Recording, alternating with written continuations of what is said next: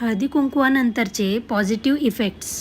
आज हळदी कुंकवाच्या निमित्ताने का होईना सगळ्या मैत्रिणी जमलो, मस्त धमाल मस्ती केली. सगळ्याजण किती छान तयार होऊन आलेल्या होत्या ना. मीही साडी नेसण्याचा किती दिवसापासून विचार करत होती, पण काही प्रसंगच येत नव्हता. चला हळदी कुंकवाच्या निमित्ताने नेसली तरी गेली आणि इतरांच्या छान छान साड्यांच्या डिझाईन, दागिन्यांच्या डिझाईनही पाहायला मिळाल्या. पण मीही करायला हवं होतं का हळदी कुंकू? त्यानिमित्ताने सगळे घरी तरी आले असते. काही हरकत नाही, पुढच्या वर्षी करते. देविकाने काय मस्त मेन्यू केला होता ना.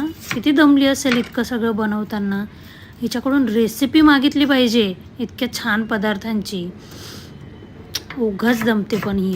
अरे मी काय सुरीने कांदा कापत बसली आहे. मागच्या वर्षी हळदी कुंकवाला खुशीने एक चॉपर दिला आहे ना. वेडी मुलगी आहे उगाच इतकं महाग वाण घेत बसली सगळ्या बायकांसाठी. आमरे बहिणींनी हे गार्लिक पिलर देऊन खूप चांगलं काम केलं आहे. लसूण सोलणं इझी झालं आहे. या वस्तूंच्या निमित्ताने एकमेकांची आठवण तरी येते. अरे हे उलटनं तर आपल्या जुन्या सोसायटीतल्या दर्शना वहिनींनी दिलं होतं. बरेच दिवस झाले त्यांचं स्टेटस नाही, मेसेज नाही, फोन नाही. मीच फोन करते त्यांना. श्यामा वहिनींची तब्येत कशी आहे तेही विचारलं पाहिजे. एक काम करते, एक दिवस जाऊन जुन्या सोसायटीतल्या मैत्रिणींना भेटूनच येते. तेच बरं राहील. देविकाच्या घरात लहान 2 मुली असून सुद्धा किती छान सजावट केली होती तिने नाही. घरातला प्रत्येक कानाकोपरा टाप टीप नीट नेटका व्यवस्थित होता. प्रत्येक ठिकाणी तिची मेहनत दिसत होती. किती मेहनत घेतली असेल हिने. आपणही आपलं घर नीटनेटकं ठेवलं पाहिजे नाही. घरातल्यांना समजवलं पाहिजे काहीतरी. हे असले नकली झाडं नको ठेवायला आता घरात. तिने किती छान फुलबाग सजवली होती तिची. आपणही फुलझाडं आणूया मस्त. आज हळदी कुंकवाच्या निमित्ताने सगळ्यात जमलो. किती गप्पा टप्पा, हसलो, खिदळलो, उखाणे, खाणं पिणं. अरे वा, काय मस्त गेला ना दिवस.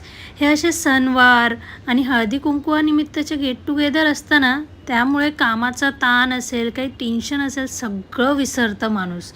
कुणी काढलं असेल नाही हे? ज्याने कुणी काढलं आहे छान केलं आहे बरं का.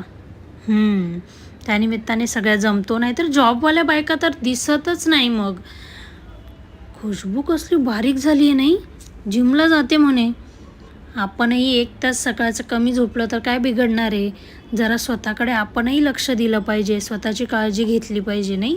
चला हळदी कुंकवाच्या निमित्ताने मोटिवेशन मिळालं मला काहीतरी व्यायामासाठी. आता मी पण उद्यापासून 1 तास लवकर उठते आणि वॉकला, जिमला वगैरे जाते. चला आजचा दिवस मस्त गेला. मोटिवेशन घेऊन घरी आलो आहे.